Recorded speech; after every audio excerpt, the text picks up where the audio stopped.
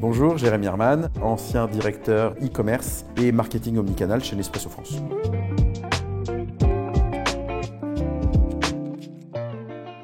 Nespresso est installé en France depuis 1991 et s'est toujours construit sur la relation client et l'expérience client.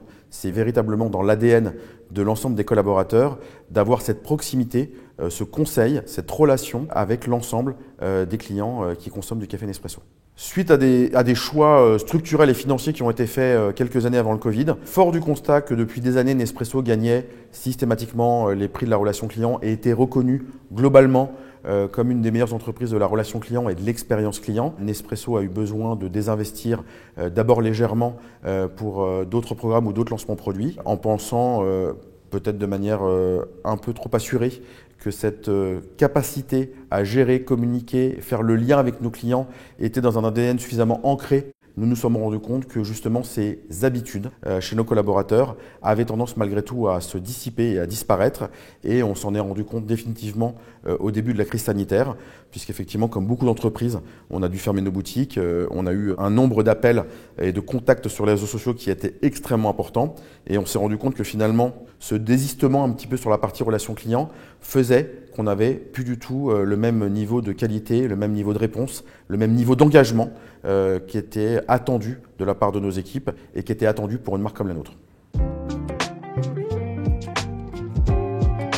Alors, il a été très important de reposer des bases saines justement sur notre relation client.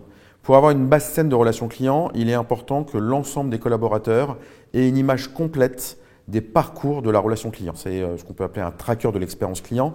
C'est justement ce moment où on va réfléchir à partir du moment où un prospect va s'intéresser à la marque, va nous contacter, va acheter, va commander, va se faire livrer son produit, va le payer, va recommander des capsules de café, va avoir un problème de livraison, va avoir un problème de SAV avec sa machine. Donc l'ensemble de ces éléments, l'ensemble de ces étapes constituent un parcours de l'expérience client. Un autre élément extrêmement important en plus du tracker, c'est justement la responsabilisation globale de l'entreprise. Il était devenu une mauvaise habitude, et c'est le cas dans beaucoup de sociétés, pas seulement chez Nespresso, en cas de réclamation client, d'assez rapidement, parce que c'est facile de le faire, de se défausser sur un service interne de l'entreprise. Si vous avez un problème de facturation, c'est de la faute de la comptabilité. Et ça, ce discours qui était devenu un peu facile, un peu automatique, génère auprès du client une impression de se défausser vis-à-vis d'un autre service. Et c'est justement de rappeler à nos collaborateurs en interne qu'ils parlent au nom de Nespresso et pas au nom de leur service, de leur département ou de leurs équipes. Et finalement, un client qui nous appelle pour nous faire part d'une insatisfaction, ou même simplement d'un problème qu'il rencontre, il faut trouver une solution. Donc il était extrêmement important de travailler avec les collaborateurs, justement, parce que c'est les premiers concernés, sur des nouveaux discours qui portent la responsabilité de l'entreprise et le fait qu'on va solutionner le problème, l'interrogation, l'inquiétude du client, sans le faire rentrer sur nos problématiques internes de fonctionnement. Ce qui est hyper important, c'est qu'une fois que vous avez fait cet audit, vous avez fait ce constat, on remet en place des fondations qui sont saines pour mieux travailler.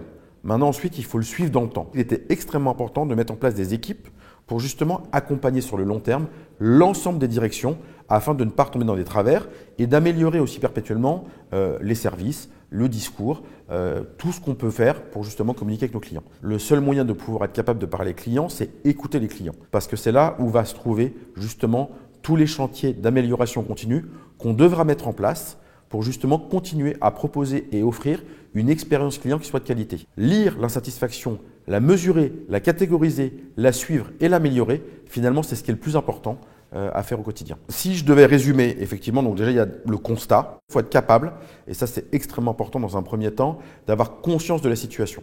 Ensuite, de l'identifier, de nommer les bonnes personnes en interne pour justement accompagner à cette résolution, sensibiliser l'ensemble des équipes pour les déciloter et mettre des actions qui soient pérennes et suivies dans le temps pour les accompagner. Aujourd'hui, c'est la bonne recette. C'est en tout cas ce qui a permis à Nespresso de justement remettre les choses dans le bon ordre et réinsuffler cet ADN qui permet d'être reconnu encore aujourd'hui et toujours comme une des entreprises de la relation client qui performe.